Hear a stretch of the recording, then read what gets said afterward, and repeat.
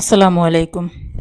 আমাদের দেশের নায়ক-নায়িকারা ইন্ডিয়া বা কলকাতার সিনেমাতে অভিনয় করতে পারলে নিজের সিনেমা লাইফকে পরিপূর্ণ মনে করে। এত বেশি পরিপূর্ণ মনে করে যে শেষ পর্যন্ত তারা আবেগ সামাল দিতে না পেরে সেখানে বিয়ে-শাদী পর্যন্ত করে ফেলে। এই যে কয়দিন আগে জানা গেল আরিফিন শুভ কলকাতার একটি মেয়েকে বিয়ে করেছিল। আবার সেই বিয়েও নাকি কখন ভেঙে গেছে। আবার মিথিলার কথাও প্রায় সময় শোনা যায় বিয়ে ভেঙে যাওয়ার পথে। হয়তো কখনো শুনবেন যে হ্যাঁ, সত্যিই ভেঙে গিয়েছে। তারও আগে দেখা গেছে অঞ্জু ঘোষ, সুনেত্রা তারাও সেখানে বিয়ে-শাদী করে থিতু হয়েছিলেন। কেন? শুধুমাত্র তাদের কেরিয়ারকে প্রতিষ্ঠিত করার জন্য। তারা মনে করে ভারতীয় সিনেমা অভিনয় করতে পারলে তাদের কেরিয়ারের ষোলকলা পূর্ণ হয়ে গেছে। সেরকমই কিছু মনে করেছিল আমাদের বর্তমানের ছেলেদের ক্রাশ তাসনিয়া ফারিন। তাহলে চলুন জেনে নেওয়া যাক কেন তিনি সিনেমাটি করতে পারেননি।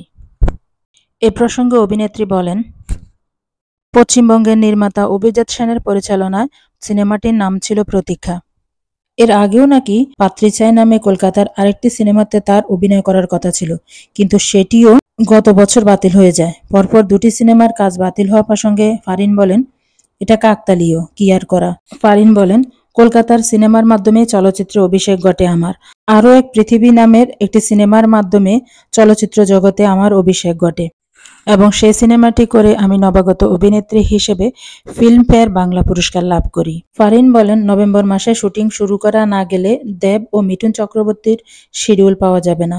আবার বাংলাদেশ থেকে ভিসা পাওয়াটাও অনিশ্চিত। এসব কারণে সিনেমাটি ছাড়তে আমি বাধ্য হয়েছি। কলকাতার সুপারস্টার দেবের সঙ্গে প্রথমবারের মতো জুটি হয়ে পর্দা আসার কথা ছিল দেশের জনপ্রিয় অভিনেত্রী তাসনিয়া ফারিনের। কাজটি নিয়ে বেশ উচ্ছ্বসিতও ছিলেন তিনি।